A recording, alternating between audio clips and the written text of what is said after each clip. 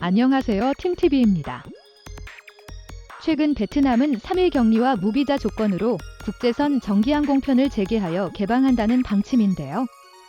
이를 위하여 베트남 보건부는 해외에서 입국하는 사람들에 대한 코로나19 예방 및 통제에 관한 공문을 발행하여 2022년 1월 1일부터 백신 여권으로 입국하는 사람들을 대상으로 적용할 예정이라고 밝혔습니다.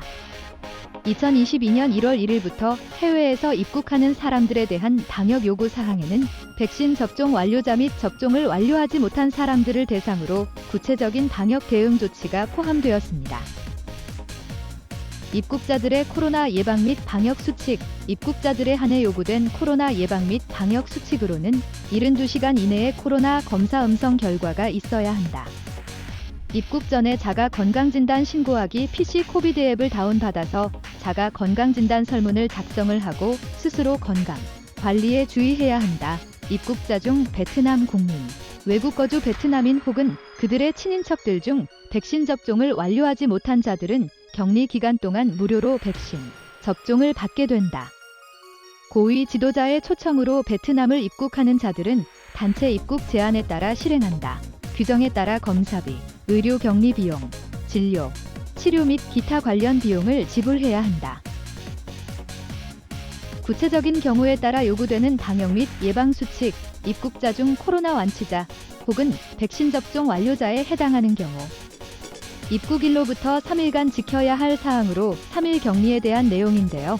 주위 사람들과의 접촉은 피한다. 거주지에서 자가 건강 관리를 실시한다. 거주하는 곳에서 이탈하지 않는다. 입국 3일째의 PCR 코로나 검사 진행으로 결과가 음성일 경우 14일간 건강 모니터링 실시, 결과가 양성일 경우에는 규정에 따라 처리한다. 백신 접종을 하지 않았거나 충분한 백신을 접종하지 않은 경우 입국일로부터 7일 동안 거주지에서 격리해야 하는데요. PCR 코로나 검사는 3일째와 7일째 되는 날 실시하며 결과가 음성일 경우 14일 동안 자가 건강 모니터링을 실시한다. 결과가 양성일 경우 규정에 따라 처리한다. 18세 이하 입국자, 65세 이상 입국자, 임산부, 만성질 환자들은 보호자와 함께 격리한다. 보호자는 백신 접종 완료자 혹은 코로나 완치자만 가능하며 동반 격리에 대한 동의가 있어야 한다. 또한 코로나 방역 및 검사 등을 철저히 지켜야 한다.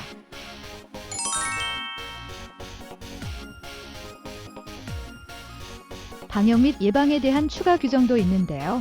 입국 검문소에서 거주지 이동 시 요구사항으로 5K 입국자에 한하여 거주지까지 이동 시 5K 규정을 지켜야 한다. 입국자들을 이동시키는 교통 운송자들의 경우 목적지 중간에 멈추거나 중도 하차시키지 않는다. 중도 하차를 해야 하는 경우에는 코로나 방역 및 예방 수칙을 지켜야 한다.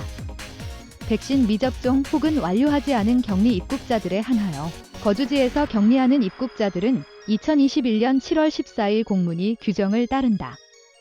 자가 격리를 위한 조건이 충족되지 않는 입국자들은 시설 격리 혹은 호텔 격리를 해야 한다. 건강 모니터링 기간에는 5K 규칙을 철저히 지킨다. 기침, 발열, 호흡곤란, 목이 아픈 증상이 나타날 경우 보건소에 신고 후 규정에 따른다.